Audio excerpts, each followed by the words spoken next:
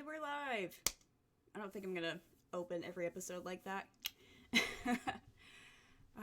It's been a week. We are on episode 2 of Self-Taught Therapy Sessions.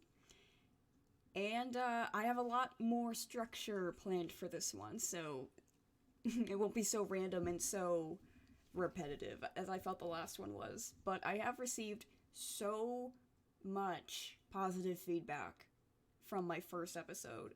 And let me tell you, that means so much to me. That means that I am doing my job. And that means that I'm making people think and feel better. And yeah, I just really feel like I'm doing a good thing. And that makes me feel good inside. If you're watching the video, you can see I'm joined by my lovely fur son. Petal. Boop. He is the cutest thing in the world. But if you're just listening, then I'm sorry you don't get to see my fluffy ragdoll. He's adorable. His name is Presley. He will be joining us for however long he feels like. Yes, you. He's so cute. I can't even. Alright, so today I wanted to talk about how the things that happen to you can change the way that you feel towards yourself and towards other people, and essentially how changes that happen to you and like extreme things that happen to you can affect the way that you care about yourself and the way that you care about other people. So I actually have a whole lot of words typed right behind my camera, so if you're watching and I keep looking up or around you, it's because I'm reading. Because I typed this all out so that I would have structure, I would have a backbone. But yeah, do you ever just sit back and you realize how detached you are from things? Like, you just don't feel the same way that you did about things, you're not as close to people, and you don't feel as passionately about certain things, and it's kind of a lonely feeling, to be honest. But, it kind of made me have a realization about how I self-love and how I love others, because they're both very detached ways of showing affection. Because self-love for me and like taking care of me, it's a lot of alone time. You know, and a lot of people, when they're taking care of themselves, it's not just alone time, it's like spending time with your friends and your family and that kind of thing. But for me, I like to kind of be alone when I'm taking care of myself. It's kind of like recuperating just from being alive. So I typically like to spend a whole day just like playing video games and finishing quests and having my fun in my virtual world. Or I like to watch movies, and because a lot of times I don't get to see them in theaters, and then they end up on Netflix or something, and I'm like, oh, I remember you. Okay, and then I spend like 3 hours binging movies that I've never seen. Or I spend all day binging a series because I never have time to do that. And if I have free time and I can spend it doing nothing and just relaxing, I'm gonna do that. And then if I could use my words and not trip on my tongue, I also like to work on my projects. I feel like if I can pour myself into art, if I can pull myself into any, music or anything that I do. I have so many projects, I can't even sit here and like name them all. I like to start projects and then I stop halfway through for whatever reason, usually because I feel like it's not good enough, and then I never finish them. That's how I function. But I like to run errands, and that's like a very adult, boring thing to say, but I like to run errands. I like to get it by myself. Here's the thing. I like to go out and shop and do my thing by myself because I don't like toting someone around with me, because then it's like, oh, well, you also need things, and hey, come over here. And I'm like, man, I just want to look at stuff, and buy some stuff that I like without anyone bothering me. And this is gonna sound so dumb, but I love to go into like Target, like the most basic fucking place, Target, or like those home places that sell stuff for your home. I like to go into stores like that because I like to look at kitchen things because I really like to bake and I like to cook. And I like to look at, decorations and things that are like potential. Someday I want my house to have these in them. Or someday I want like my dream kitchen and I want to have these things in it. So for me, it's comforting to kind of get lost in your own world of like, wow, I love this. And like every item, because if there's no one with you, nobody's fucking stopping you from staring at something for 2 hours. You know what I mean? So I could stand there and pick out like every item that I would love to have and like maybe pick one. Maybe I'll pick one item to take home with me and sort of build toward that little dream one by one. Like the other week, and again, boring adult concepts. The other week at Target, I bought a milk frother. And it's just it's like a little wire that's wound up at the end of, it's kind of like a mixer, like a hand mixer. And you put it in warm milk typically, and you like turn it around in a circle and you go up and down, and it looks funny. But it frosts your milk up so you can make like this cappuccinos that people make in cafes, because that's how they do it. Is they froth up some milk and they make it all light and fluffy and foamy, and they pour it a specific way to make it cute. And let me tell you what, frothy, puffy milk versus regular milk, hello, who is she? Yeah, and that makes me feel good because it's another way that I can be creative, like with my food. Because I love food. I love baking, I love cooking, and that's kind of segueing into my next point.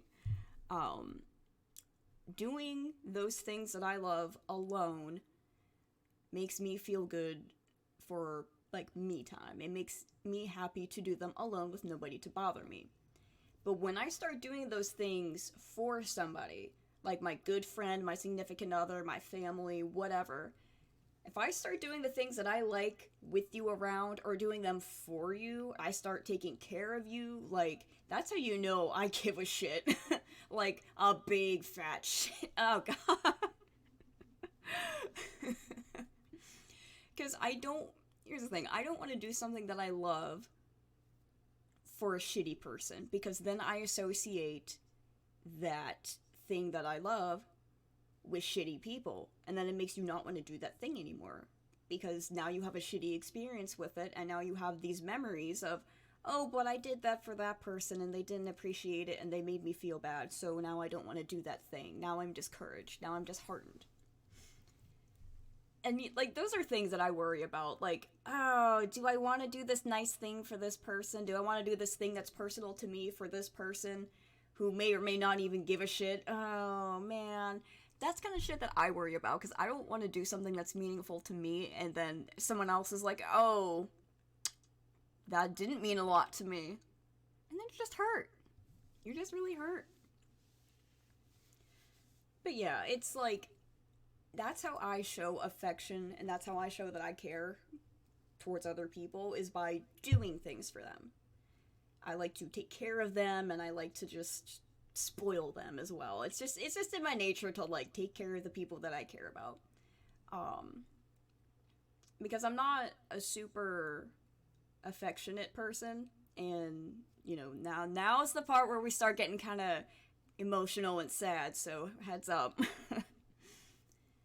So I don't really like human touch, and it's supposed to bring you comfort to be surrounded by people, to be hugged and to feel, or caressed, and to not feel alone.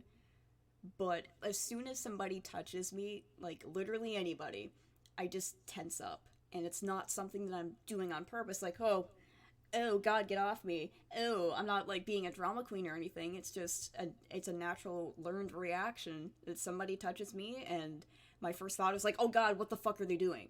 What are you gonna do to me? Why are you touching me? And it fucking sucks. But I know that one of the reasons that I'm like that is because I've had a lot of people, like usually mostly significant others, but also just people in general, friends, that push away when they feel like you're giving too much affection, or if they just don't want it at that particular second, but then that moment is all the time, and they just push you away and they push you away, and they yell at you and they get upset with you for doing something that you think is like a loving action. And so that's just a learned thing. It's a learned thing for me that if I touch somebody, I'm going to have a negative reaction. And then vice versa. I've had a lot of people be very rough with me, and I've had many abusive partners. We'll talk about that in another episode. So it is learned. I have basically been trained to avoid touch because I don't know if it's going to result in pain or not. Because a lot of times it has. And that's why I get scared, and that's why I feel that way when people go to touch me, because I have no idea what they're doing, why they're doing it, and it fucking terrifies me to my core. And that's another thing. If I am allowing you to touch me, even if it's like a hug hello or a hug goodbye, if you're my significant other and I am letting you like touch me everywhere, you better fucking believe that that means something. I do not let just anyone do that because of my past, because of how people have been. So, just, if you're my friend or significant other, what the fuck ever, and I'm letting you use your hands and touch me, don't take advantage of that. Please. Oh, God. So, I'm going to take a drink. I hope that was satisfying.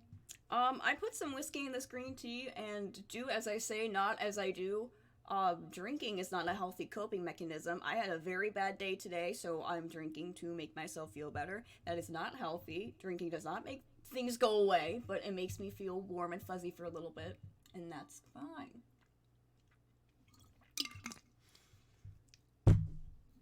Okay. So, that's why I don't really like being touched, and that's why I'm not the most touching, playful person with friends or with anyone.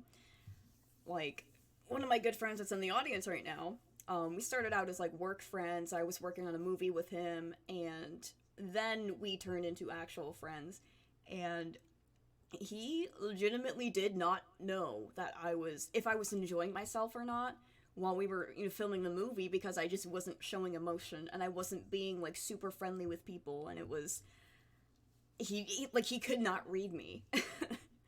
And now, like, after we started hanging out, like, one-on-one, and really becoming friends, and kind of opening up more, now he understands that, like, oh, she's not just, like, this emotionless fucking Terminator. She just has a lot of issues.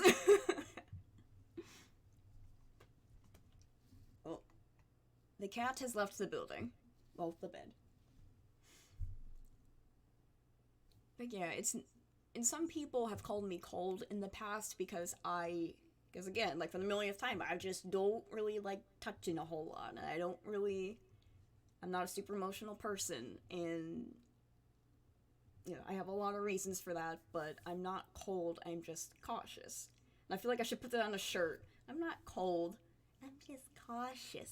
I'm just a little scared because there's a lot of bad things that happen to me, and I don't want to do that again. So I'm going to be safe and put a box around me, and I'm not going to let anyone in until I can see through the slot in my box that, okay, I don't think you're going to fuck with me. We'll see what kind of fuckery you do or do not do. And then you shut it and you open your little... you open your little box door and you let people in a little bit, And then eventually one day, there won't even be a box. It'll just be like, hello, this is me. Hugs. What the fuck am I saying? Oh my god. And, like, I didn't even used to be like this, is the thing. And that is something that bothers me, and I think about it a lot. Because when I was a kid, I was so, like, happy. And I was so energetic, and all I wanted to do was, like, make friends and play with toys and play with other kids. And, like, I was a kid. I wanted it. I was acting and feeling like a perfectly normal, healthy child. But, probably around age 9 or 10, you know, as early as that is, things started changing for me. And as I have it written down behind my camera, the story itself is long, but as short as I can make it, a lot of life events and moving around and not really having a stable home or a stable anything. A lot of bullying because, I was poor and I didn't have good social skills, so I was the weird kid. What a great combination. I didn't have a support system because, like, nobody liked me, and I lived with my mom, who a lot of issues there. That's another whole episode. That could be like 4 episodes of all the shit between me and my mom. I wasn't allowed to make friends. And I'm not joking when I say I was not allowed. Like, my mom did not want me to talk to other children. When parents warn you about strangers, they are talking about those creepy 40-year-old men that are trying to lure you into their van. They are not talking about other children. Children need to socialize with other children because there are essential cognitive building blocks that happen during that time period. And not allowing me to do that, now that I've, studied this, I understand. That's why I was so weird. Because I didn't know how to interact with people. I didn't know how to interact with kids. Because I was never allowed to. So, like, all that shit, and then, like, abusive relationships and shitty friends and being fucked over a whole lot, like, that just fucked with me. The combination of everything that has happened to me has fucked with me.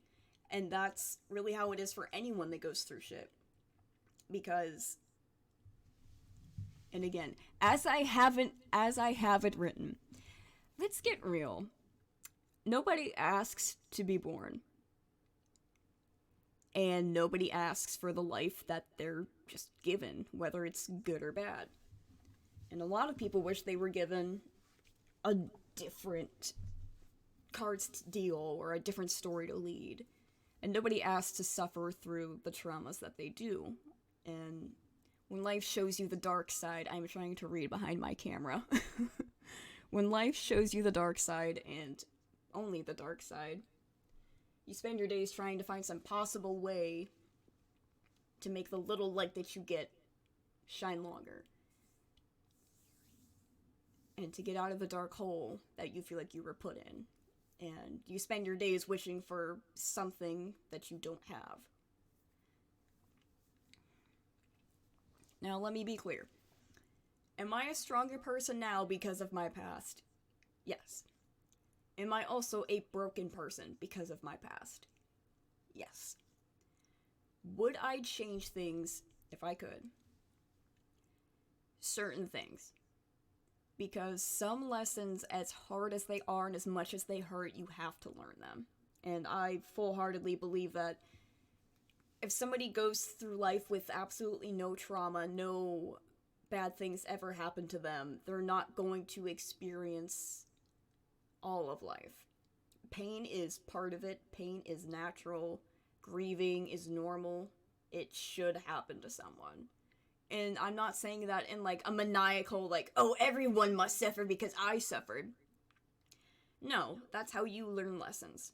And I feel like that's why some people aren't super appreciative of the things that they have, because they've never had to lose somebody or something that meant a lot to them. If you don't ever struggle, then you're never, ever going to understand how somebody else feels. Ooh. I need more whiskey tea.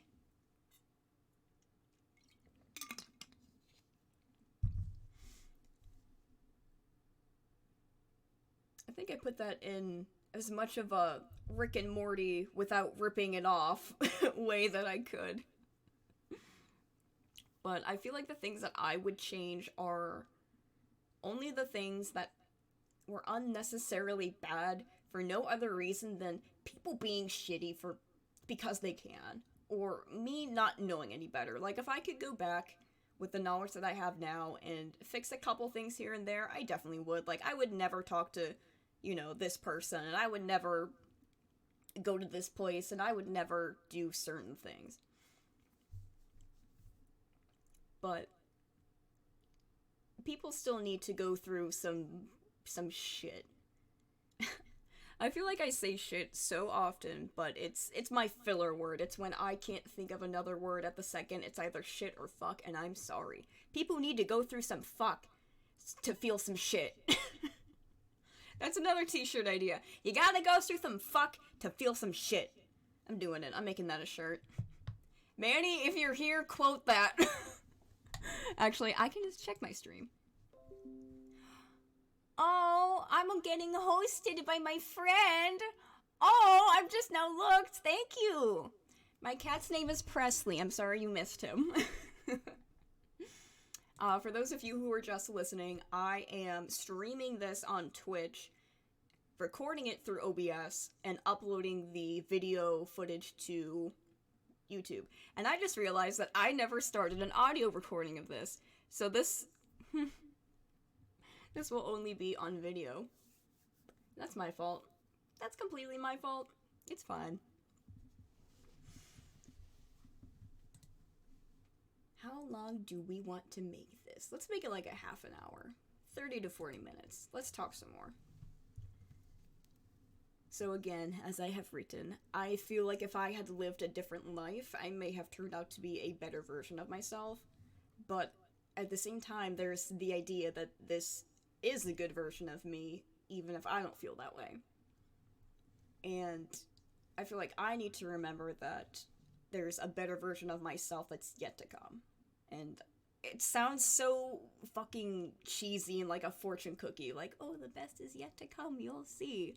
But when you really sit down and you listen to yourself and you pick out what issues are affecting you the most and how to fix them, how to be more effective and efficient in your own life. I mean, literally, just when you figure out how to fix your shit. And you learn things, then it gets easier to be a bit healthier and happier, more successful.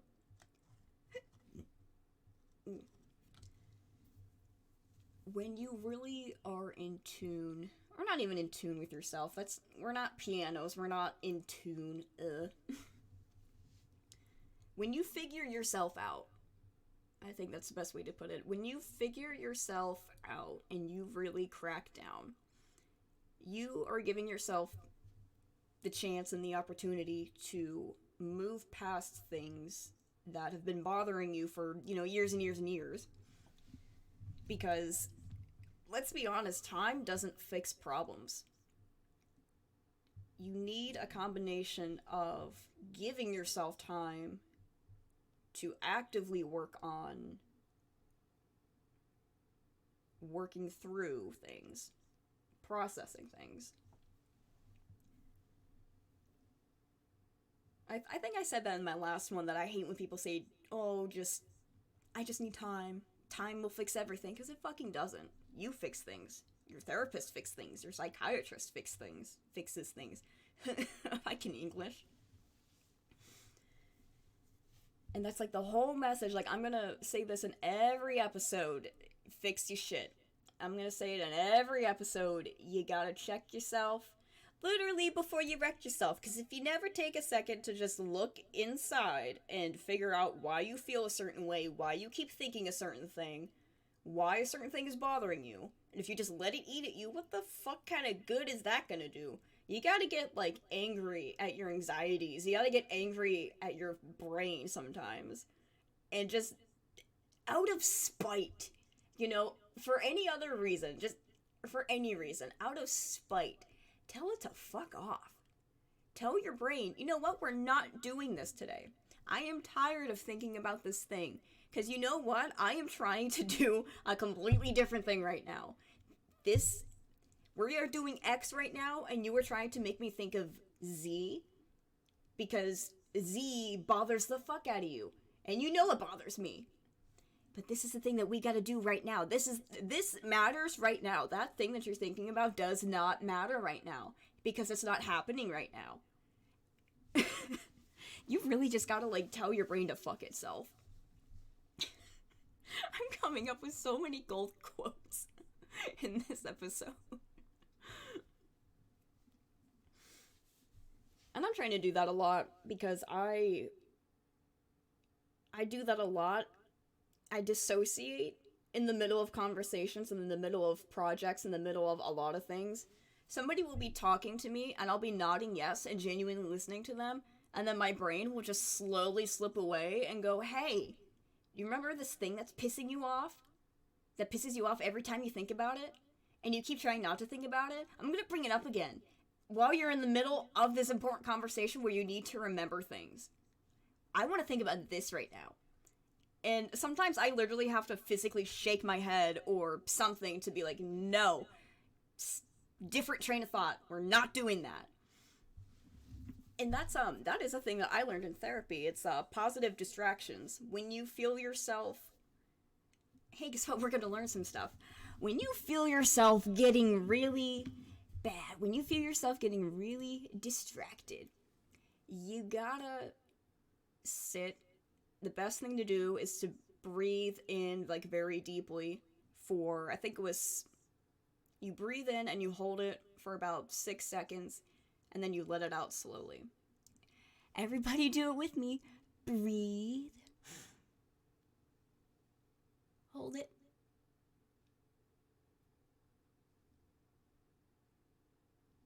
And let it out. Because the more oxygen you have in your brain, the better it functions.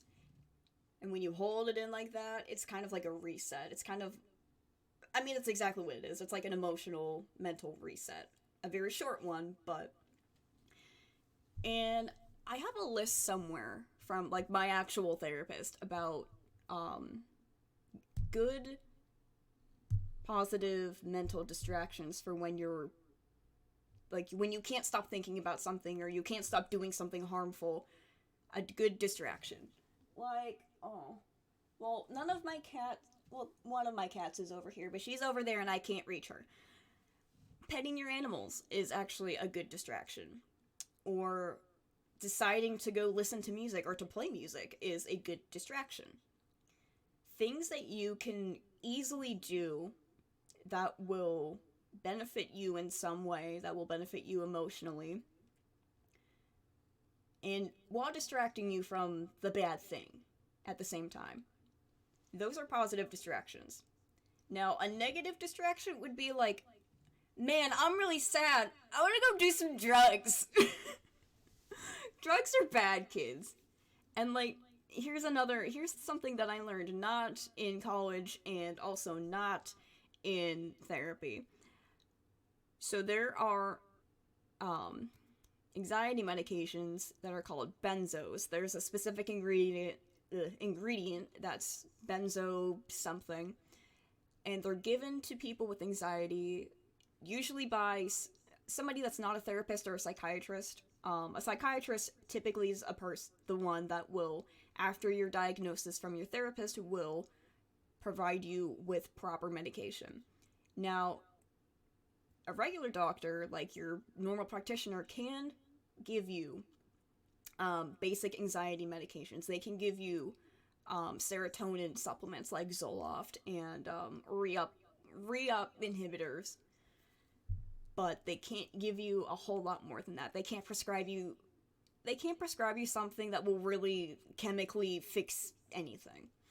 They basically give you something that oh, your serotonin level is down, it's basically a supplement. You know, it's a supplement that you can't buy at the store.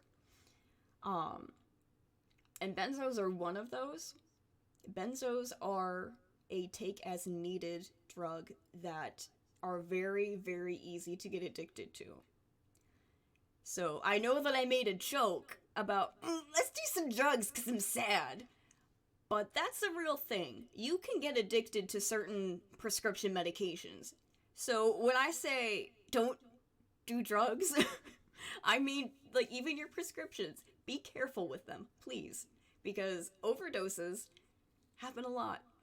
And not only that, but if you feel, even if you're just taking your medication as normal and you feel fucking weird for some reason, stop it. Just stop it. Go tell your doctor. Be like, hey, something's wrong. What I'm saying here is sometimes drugs are good and sometimes drugs are bad. And you gotta figure out which ones are good and which ones are bad. And on the topic of medicine, I do want to shout out, I am not getting paid to talk about this. This is something that I discovered on the internet, and it just came today. A little company called Honeybee Health. They are a legitimate pharmacy. I'm not sure where they're located. But if you go on their website on Honeybee Health, you can get all of your prescription medications for a very cheap price rather than paying a pharmacy price that changes, you know, based on your insurance or whatnot. And what they do is you give them the number, you either give them the number of your pharmacy that you usually get your medicine from, or you give them your doctor's number, I think. Either way, they will contact whoever and get your proper dosage and everything that you need, and they send it to your house. You don't have to go to the pharmacy. You don't have to, like, call people. You don't have to do anything. And I just got mine today. Look, they have the cute little honeybee logo on them. They're so cute. So after months and months of not being able to get my medication that I so desperately need, I finally have Cymbalta, the one antidepressant that actually works for me, because my brain is stupid, and my PTSD medication. Thank God. This, it targets something in your brain that's supposed to make, how